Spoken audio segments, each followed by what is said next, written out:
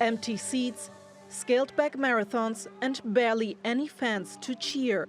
Japanese sporting events are giving a preview of how the Tokyo Olympics could play out this summer, if they go ahead at all. There's a lot going on, but we shouldn't give up until the very end. We should hold the games, but adjust according to the environment. I think everyone is hoping for a successful event. Japan has recorded more than 1,000 coronavirus infections, and the epidemic continues to spread across the country, fueling fears the Olympics could be cancelled. But with just 3 weeks until the start of the torch relay, organizers say calling off the games is not an option. The IOC remains fully committed to the success of the Olympic Games Tokyo 2020. I would like to encourage all the athletes to continue their preparation for the Olympic Games Tokyo 2020 with great confidence and with full steam. The organizers' insistence that the games must go on stems not just from their commitment to athletes and viewers.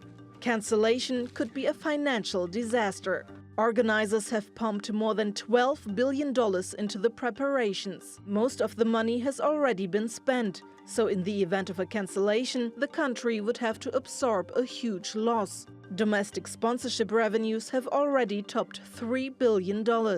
And event-related tourism is expected to bring in more than $2 billion for the Japanese economy. Economists say the loss of Olympics-related tourism alone could hit GDP growth by 0.2 percentage points in the September quarter. Japan usually attracts around 30 million tourists annually, but many are already staying away, potentially pushing the country's fragile economy into a recession. While organizers have stepped up measures to control the spread of the virus, they've hinted that if things don't improve, postponement may be an option. Tokyo's 2020's host city contract says if the games are not to be held within 2020, IOC has a right to cancel the games. It depends on how this is interpreted, but it could allow for a postponement within 2020. Postponing the Tokyo Olympics would be a massive undertaking, involving huge amounts of money and thousands of people. But some health officials say the coronavirus will be better contained by summer. And with just 5 months left until the Olympic flame arrives in Tokyo, organizers will be desperately hoping they're right. Sibel Karkush, TRT World. Well, for more on the coronavirus's effect on the sports world, Kieran Maguire joins us from Manchester in the UK. He's a sports finance specialist at the University of Liverpool. Welcome back to Money Talks, Kieran. Now, the IOC has had to come out and really dampen those suggestions that perhaps the games might be postponed or even cancelled. What do you think will happen? Will they go ahead as planned? I think they're going to have to take advice from the public health authorities in Japan as to whether or not whether the games should proceed. The government will be monitoring the spread of the virus over the course of the coming months, and I think they will dictate to the IOC rather than the other way around. The IOC's fear is that given that such a large proportion of their income comes from broadcasting and sponsorship rights, those particular parties may be in a position to demand money back if the games do not go ahead. Interesting. Now, as we heard there's a lot at stake here, isn't there? From the host country to the media sponsors to the commercial sponsors, and not to mention the athletes themselves who've been busy preparing over the last 4 years. But who has the most to lose here from a financial point of view? Very much the IOC itself, given the nature of the way that it operates.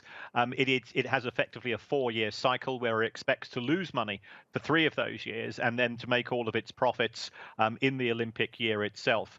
I think it would be a logistical nightmare for them to have to try to reorganize the games.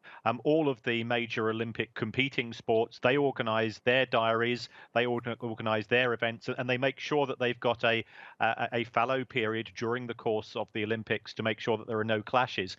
And that's also with other non-Olympic sports as well. There's a gentleman's agreement between the major sporting authorities that they will try to make sure that there's no distractions for people that are interested needed in sport so that everybody in the world can focus on the Olympics. So even if the games are delayed, then that's going to start to cause clashes with other sports, and you might find some sports organisations being reluctant to let their athletes compete because of clashes in terms of times and frameworks. Now, in Switzerland, Thomas Bach says as IOC president, he's dealt with far more serious issues during his tenure as head of the organisation, including threats of nuclear strikes on the Korean Peninsula, the Zika virus, which threatened the Rio Games, and other boycotts and attacks. Do you believe what he says there, that perhaps the coronavirus outbreak isn't as serious as what's happened in the past?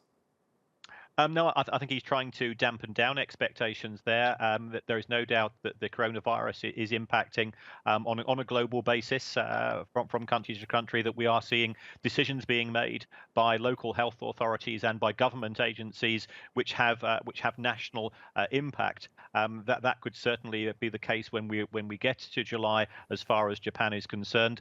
I think the latest predictions from health organisations is that they do believe that the virus will start to decline in terms of the spread by the time we reach the summer. But if that is not the case, I would expect some countries would be very reluctant to let their citizens travel to Japan, and I'm not sure that Japan would be particularly welcoming of tourists during that period of time as well. Okay, Kieran Maguire in Manchester, thank you for your analysis as always.